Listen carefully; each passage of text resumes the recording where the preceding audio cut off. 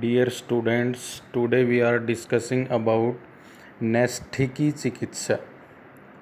आचार्य चरक ने विमान स्थान में नैष्ठिकी चिकित्सा का वर्णन करते हुए लिखा है कि हन्तीति युक्तम चिकित्सा तु नैष्ठिकी या विनोपधाम, अर्थात उपधा, तृष्णा, डिजायर्स रहित त्रैकालिक अर्थात भूतकाल, वर्तमान काल और भविष्य काल की चिकित्सा नैष्ठिकी या मोक्षदा चिकित्सा कही जाती। सुखों एवं दुखों से कर्म से इच्छा तथा द्वेष स्वरूप तृष्णा उपधा की प्रवृत्ति होती है। पुनः वही तृष्णा सुख एवं दुख का कारण होती है। आचार्य ने बताया कि उपधा ही दुखों का मुख्य कारण होती। उपधा ही दुख और दुख का आश्रयभूत शरीर की उत्पत्ति में मूल कारण है। सभी प्रकार के उपदाहों का त्याग करना ही संपूर्ण दुखों का नाश माना जाता है। जिस प्रकार एग्जाम्पल दिया है कि किस तरह से तृष्णा दुख का कारण होती। जिस प्रकार रेशम का कीट अपना वध करने वाला रेशों को स्वयं उत्पन्न करता है, उसी प्रकार मूर्ख पुरुष अर्थों के द्वारा स्वयं तृष्णा को प्राप्त करता है और सदा रोगी और दुखमयी बना रहता है। इसके विपरीत जो ज्ञानी पुरुष है वह सभी विषयों से अग्नि सदृश से दुखदायी मानकर निवृत्त हो जाता है, अर्थात उनसे दूर रहता है और पुनः रजतम के अभाव होने के कारण किसी कार्य का आरंभ नहीं करता है। कार्यों के आरंभ के अभाव से और उसके कारण ही शरीर का संयोग न होने से आत्मा दुख को प्राप्त नहीं होती। रज एवं तम गुणों से युक्त मन का आत्मा से संबंधित रहना ही उपधा या तृष्णा होती है। व्यक्ति जब रजस और तमस गुणों से युक्त होता है, अर्थात जिसमें सत्व गुण का अभाव रहता है, तो उस आत्मा से संबंधित रहना मन का उपधा या तृष्णा कहलाता है। रज से राग एवं तम से द्वेष भाव के कारण ही वेदनाओं की, सुख और दुख की उत्पत्ति होती रहती है। इनके भोग के लिए शरीर धारण होता रहता है, पुनः राग द्वेष सेवन होता है और पुनः क्षय के लिए नया जन्म लेना पड़ता है। यह जीवन मरण चक्र चलता रहता है।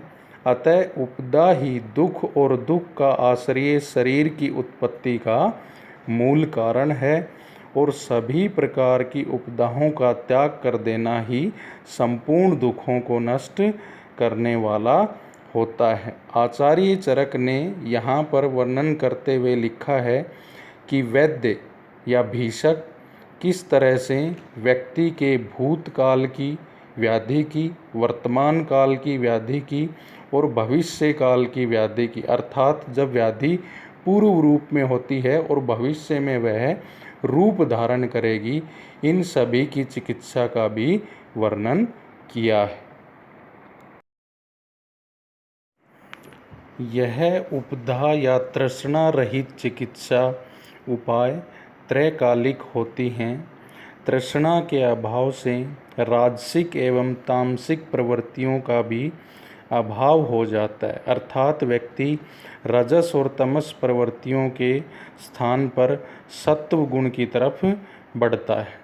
परिणाम में कोई प्रवृत्ति न होने से कर्म फल संचित नहीं होते हैं, अर्थात कोई भी कार्य में प्रवृत्ति न होने से उसका आगे किसी भी तरह का फल संचय नहीं होता है।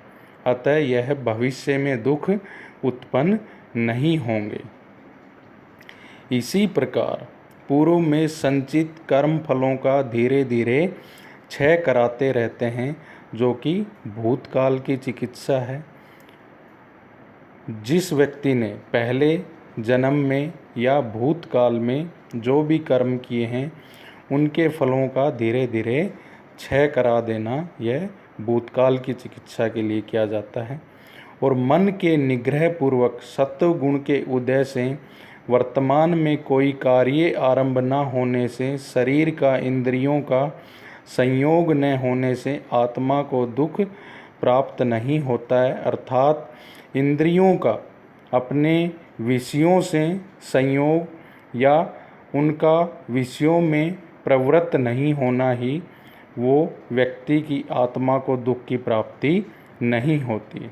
इस प्रकार यह त्रैकालिक उपदाह का उपचार है या तृष्णा का उपचार है। और जब रज तम मन से निर्मुक्त हो जाते हैं तब सत्या बुद्धि के उदय से सभी प्रकार की उपदा दुख कारक तृष्णा से आत्यंतिक निवृत्ति हो जाती। तब यह उपाय या चिकित्सा परम सुख अर्थात मोक्ष को प्राप्त कराती। अर्थात भूत भविष्य वर्तमान काल में की गई उपदा रहित चिकित्सा या उपाय सभी प्रकार के दुखों को दूर कर रज तम से हीन हो जाने से मोक्षप्रद होते हैं। यही आयुर्वेद की विशेष देन नैष्ठिकी चिकित्सा मानी जाती है।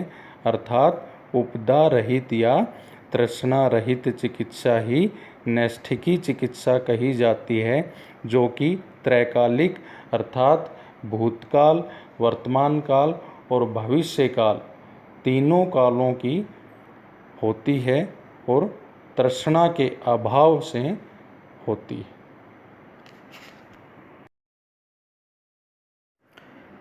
निष्ठा मीन्स लिबरेशन फ्रॉम मिसरीज और डिज़ायर्स, या इच्छाओं से आज़ादी पाना। That is in the form of salvation and the means for salvation is नैष्ठिकी, कि मोक्ष के रूप में या मोक्ष के अर्थ में उसी को नैष्ठिकी कहा जाता है। इट इज़ डिवॉइड ऑफ उपदा और डिजायर्स, कि उपदा या इच्छाओं से रहित होना। It is the way for ultimate aim of life, one among four objects of the human life, the salvation. Ultimate aim of life, पुरुषार्थ चतुष्टय का वर्णन किया गया है, जिसमें बताया है कि धर्म, अर्थ, काम और मोक्ष, या मोक्ष को व्यक्ति के लिए या योगी पुरुष के लिए अंतिम लक्ष्य या सोपान कहा गया है, कि मोक्ष प्राप्त करना किसी भी व्यक्ति का या योगी का परम लक्ष्य होता है। प्रवृत्ति, व्यक्ति जब अपनी इंद्रियों के अधीन होकर उसके विषयों या अर्थों में प्रवृत्त होता है तो यही प्रवृत्ति उसका बंधन कारक होती है।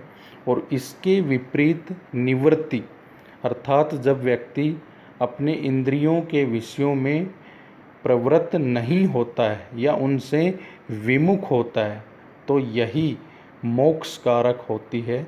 अर्थात प्रवृत्ति बंधन कारक है, निवृत्ति मोक्ष कारक है। That is ultimate peace, eternal और सुप्रीम।